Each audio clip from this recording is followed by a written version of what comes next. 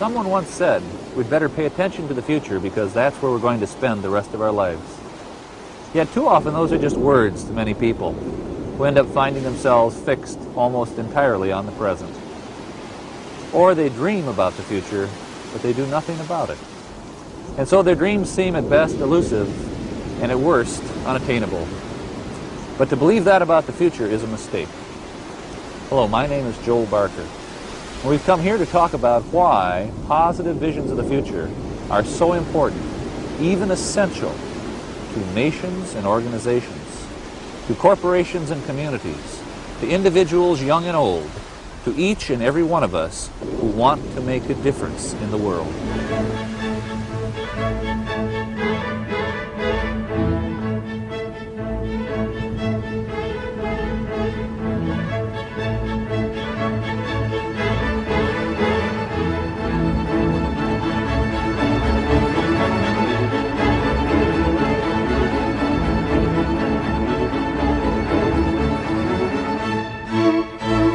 I began my study of the future in 1973, just as the Vietnam War was ending.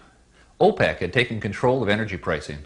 Watergate was beginning, and inflation was soaring beyond control around the world. For many people, from corporate leaders to the person on Main Street, the problems of the present seemed so overwhelming that it seemed pointless to think about the future.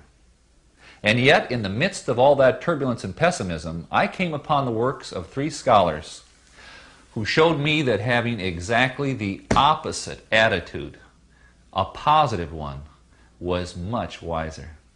Each of these scholars, in his own way, convinced me that it is essential that we think about, dream about, and ultimately envision our own futures, especially in the really tough times.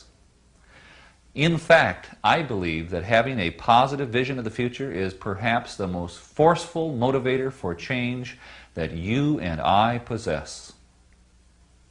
We are now going to take a journey to see how these ideas fit together, and to see how we can use these ideas to make our own organizations, our own families, our own lives richer and more fulfilling. We begin our journey here because of a Dutch scholar, Fred Polak, who wrote a book entitled The Image of the Future. Polak was intensely interested in the relationship between nations and their image of the future. He asked a kind of chicken and egg question. Is a nation's positive image of its future the consequence of the nation's success, or is the nation's success a consequence of its positive image of its future?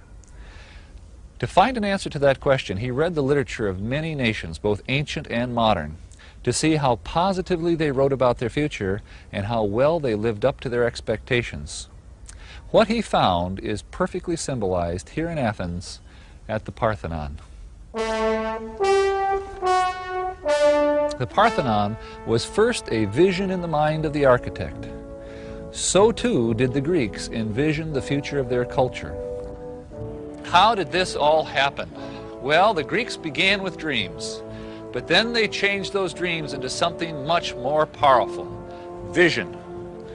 Vision is the result of dreams in action.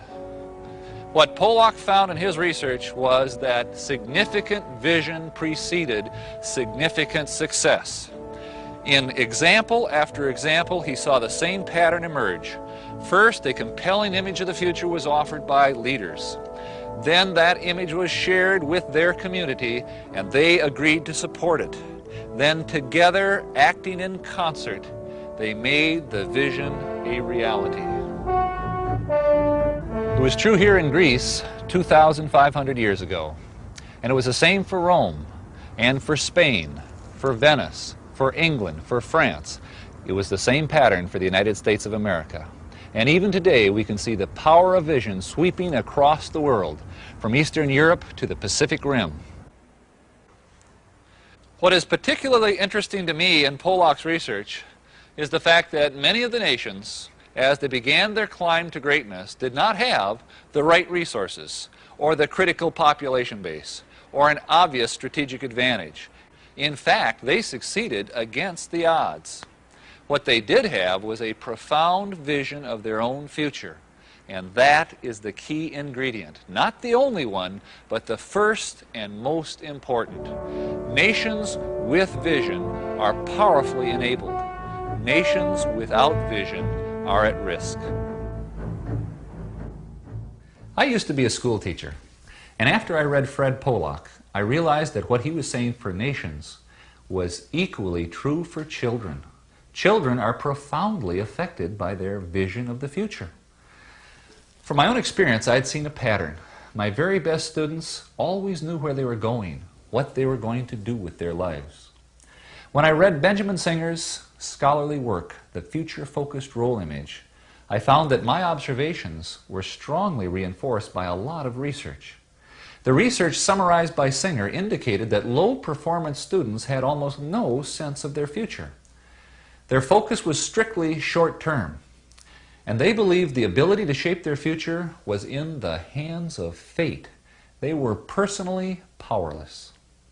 The research also indicated that successful students had a much greater personal sense of control over their future, and they thought in time horizons of 5 to 10 years out. One thing in particular intrigued me about the research. In identifying the successful students, IQ and family background were not the key indicators of success. Some of the most successful students came from very difficult family and social situations and did not score well on the standard IQ tests. Some of the most unsuccessful students had genius IQs and came from the best of families. So, what was the key differentiator? Vision. What all the successful students shared was a profound and positive vision of their future.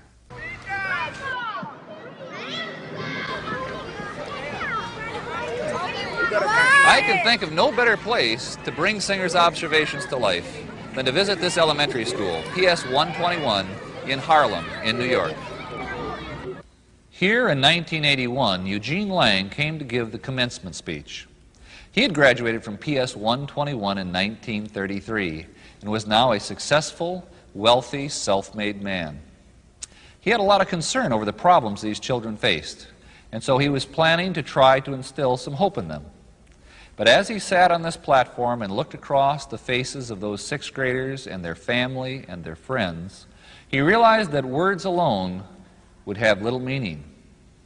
So on the spot, he changed his speech. And the changes in his speech would change the lives of those children forever. He began by making a personal connection to the children by telling them how he had been in Washington, D.C. when Martin Luther King had given his famous "I Have a Dream" speech. Then he said to those sixth graders, "Everyone must have a dream. Your dream is important. It can be your future, and education is the key to that future." He spoke to their journey through junior high and then senior high school and then on to college. But when he said college, he realized that college must seem unattainable to most of these kids. So he said to them, "And don't think for a minute you can't go to college, because you can."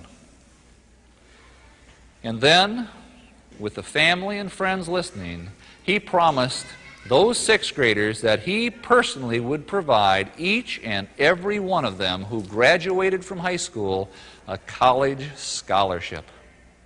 Here were these sixth graders thinking that they could not expect to go to college, and all of a sudden, this promise. Mr. Lang sat down to the cheers of the audience, but he knew that money alone was not going to make this happen. He would have to provide a pathway to the promise. So almost immediately, in addition to giving his money, Mr. Lang created a support structure of the teachers and parents and community to work with these students to make sure that they would realize their marvelous vision.